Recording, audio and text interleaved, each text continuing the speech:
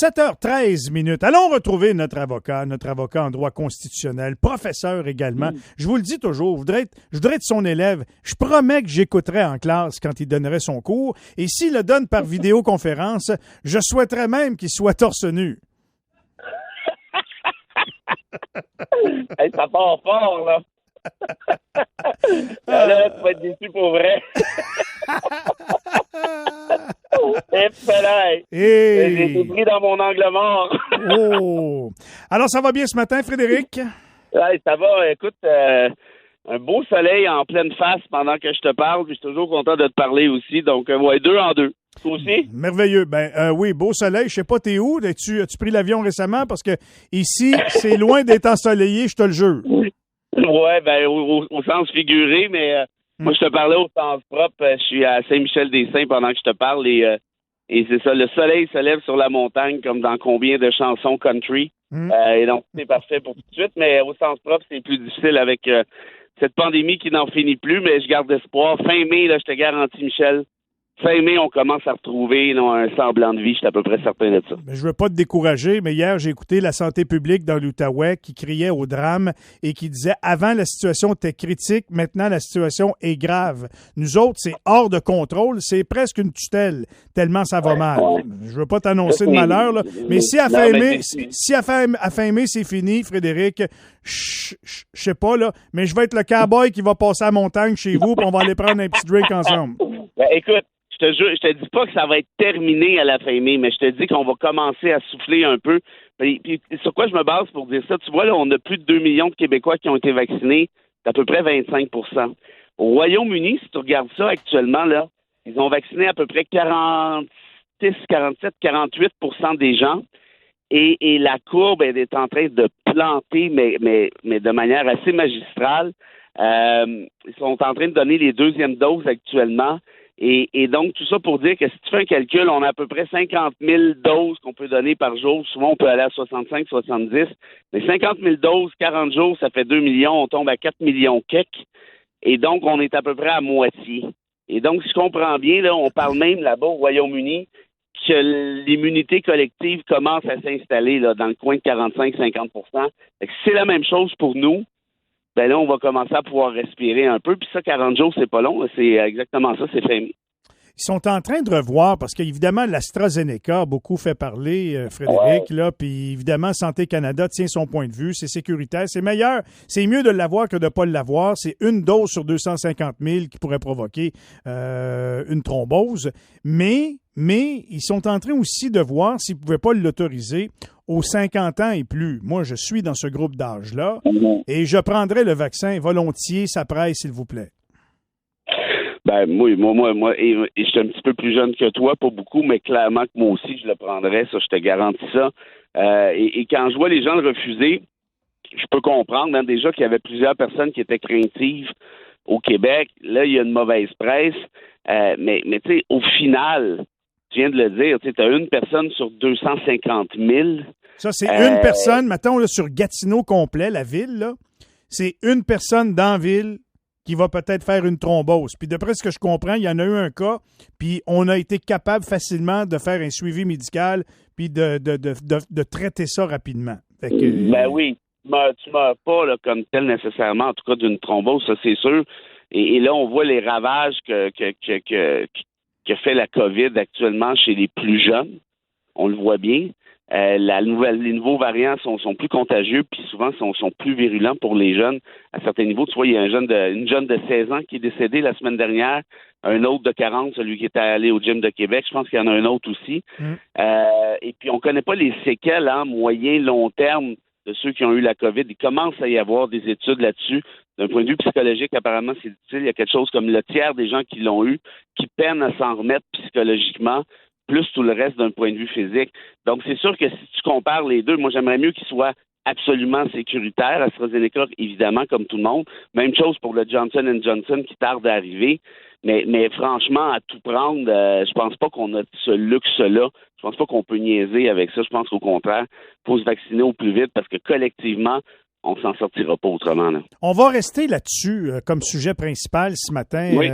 La communication à quel point c'est important. Puis là, je sais que ce matin, là, on a ça servi sur un plateau d'argent. Tu sais, l'histoire du masque là, au Québec. Là. Le gouvernement dit quelque chose, oublie de dire quelque chose, dit quelque chose après, explique le lendemain, revient sa position le surlendemain. Il me semble que ça, c'est l'ingrédient parfait pour que les gens décrochent. Ben, moi, je suis absolument d'accord. Puis je te dirais que j'ai été très, très, très critique à l'endroit du docteur Arruda là, depuis avril-mai dernier. Je veux dire, je voyais les contradictions de ce gars-là. Je me disais, mais qu'est-ce que c'est que ça? Et pire que ça, je voyais aussi c'est pire que des contradictions. Souvent, c'est de l'incompétence. Tu sais, le gars est parti au Maroc alors que le virus est en train de s'installer ici, au Québec. Il est revenu après. Il s'est pas mis en quarantaine. Pas besoin de ça, lui. Les autres, oui, mais pas lui. Après ça, il dit, la peur est pire que la bactérie. En d'autres termes, n'ayez pas peur pour rien, il n'y a rien là. Hey, tu es directeur de la santé publique. Tu vois une pandémie internationale qui est en train de se pointer à l'horizon. Ça a commencé en décembre. Puis ce que je te dis là, c'est fin février, début mars. Fin février, début mars, docteur Arruda nous disait, voyons donc, vous avez peur pour rien. Tu sais, je veux dire, c'est comme, attends une minute, là, c'est le pilote de l'avion qui se met à faire des wheelies avec le Boeing, là. Je veux dire, tu peux pas niaiser avec ça. Après ça, il compare, il se mélange entre un virus et une bactérie. Et même moi, je ne sais pas si j'ai passé ma biologie en secondaire 4, mais je la connais, la différence. Et je veux dire, c'est pas drôle. Après ça, il nous dit, les masques, ne portez pas ça, des masques. Il avait même fait des vidéos là-dessus. Portez pas de masque, parce que là, vous allez vous gratter à la face. Puis et là, tu vois tout de suite aujourd'hui que c'est le contraire. Sur les affaires de couvre-feu, il y a quelqu'un qui a déjà compris quelque chose. Sur les rassemblements, on s'en rappelle l'année passée, pas de rassemblement intérieur, extérieur, je veux dire, mais c'est un capharnaüm total sur deux pattes, ce gars-là. Plus là, il s'est slacké, il a slacké avec la danse du pogo, puis les entrevues à télé, puis les trucs de rap, puis il va faire de la pub de bière pendant qu'il crevait 50 à 100 personnes par jour. Mais là, aujourd'hui, tu vois bien, c'est Legault qui se vante d'être plus sévère et restrictif que son directeur de la santé publique. Ça marche pas, là. Et l'autre problème qui fonctionne pas, Michel, là-dessus, c'est regarde dans les autres provinces, regarde au fédéral, regarde dans les autres pays aussi. Les directeurs, directrices de la santé publique donnent leurs conférences de presse à part. Le politique, à part. Pourquoi? Ben parce que tu peux pas mélanger les deux. C'est-à-dire, idéalement, il faudrait qu'il y ait une coordination, puis il y en a dans plusieurs provinces. Mais tu peux pas avoir un politique qui parle au nom d'eux. Mais je les comprends parce que, tu sais quoi, j'ai l'impression, tu as tellement bien illustré l'évolution de la pandémie dans les yeux de M. Arruda. Si tu étais premier ministre, une fois qu'il a tout dit ça, veux-tu le laisser tout seul à un point de presse, toi, une fois ou deux par semaine? ça, je suis amplement d'accord avec toi, mais si tu es premier ministre et tu sais tout ça, pourquoi tu renouvelles le contrat de ce bozo-là, comme Legault a fait il y a de ça quelques mois? Non, mais je veux dire, le feu est pris. Écoute, on a plus de 10 000 morts.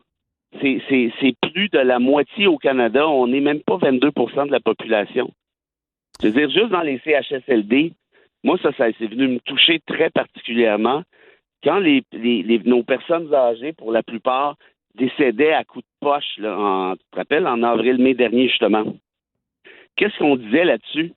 On sortait en conférence de presse, on disait oui, il y a beaucoup de morts, on en a plus qu'ailleurs pour tout de suite, c'est vrai, mais si on enlève les morts en CHSLD, on n'est pas si pire que ça.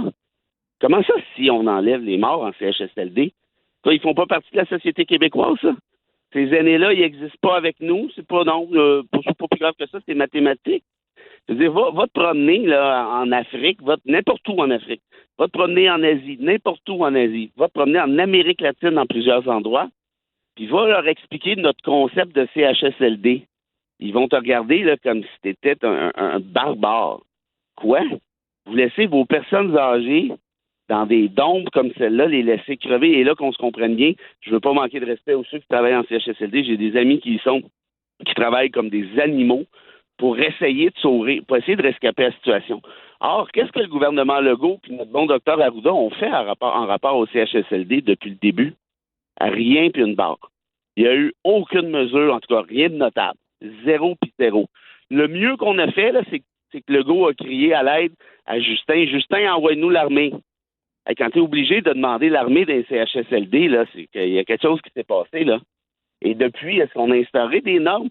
Quand Trudeau a dit, regarde, nous, là, on va instaurer des normes nationales minimales pour assurer le respect, pour assurer la sécurité de nos personnes aînées. Legault, c'est une intrusion d'incompétence provinciale. Jamais, puis jamais. Bon, fais quelque chose d'abord. Qu'est-ce qu'il a fait? Marguerite Blais qui a encore sa job. Je ne sais pas comment cette fille-là peut avoir encore sa job.